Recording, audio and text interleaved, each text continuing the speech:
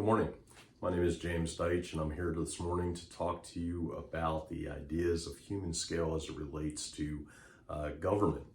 There's basically two ideas of political order. One of the Antiquities, where Aristotle talked about the size of government, the size of society being very small and spontaneous, where compacts were agreed to amongst people with each other. Thomas Hobbes, on the other hand, promoted the idea that society and government should be the work of man, and it should be very large, driven by geography and by population. The coercive power of government should be placed on humans so that they could avoid the state of anarchy, which is a natural inclination of people to just do as they please.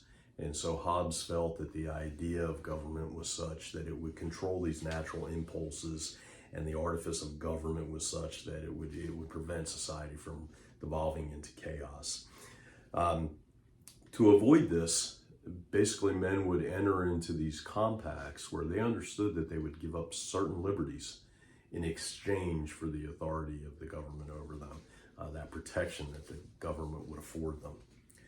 One of the aspects of a large government such as this, and then perhaps one of the negative aspects of it, I should say, is that no common culture evolves, no national identity.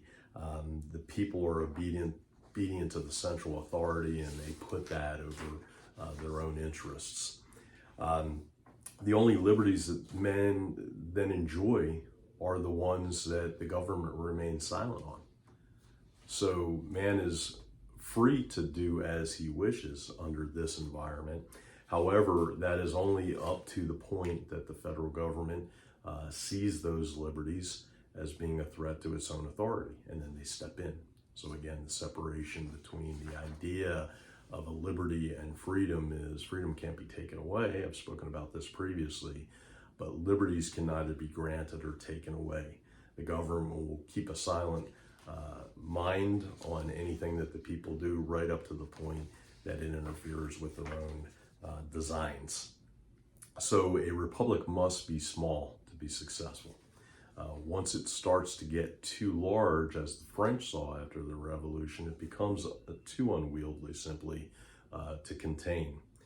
This was the argument of our forefathers. So Jefferson concerned himself with the Bill of Rights, which we know that was his main objection to the Constitution of the United States, is that it did not contain a Bill of Rights.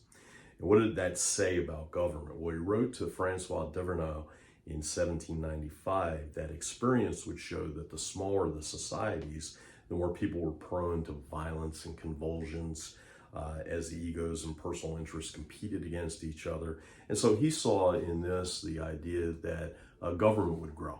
He saw that through experience, he saw that through history, that eventually government would grow and suppress that. And to that extent, he was basically writing that there was a necessity to it. Now, the alternative to that, the alternative or competing idea, is Alex de Tocqueville's views and observations on society in America. And he wrote that when tyranny establishes itself in a small society, it's much greater felt. The impacts affect everybody. But when you have a very large nation, a very large society, that tyranny is dispersed. So the effect is maybe not immediately felt, maybe not as felt as strongly, and maybe not noticed until it is too late. And then it becomes very disruptive when it finally does emerge. That is the big argument there, is that problem does not become recognized until it is too large.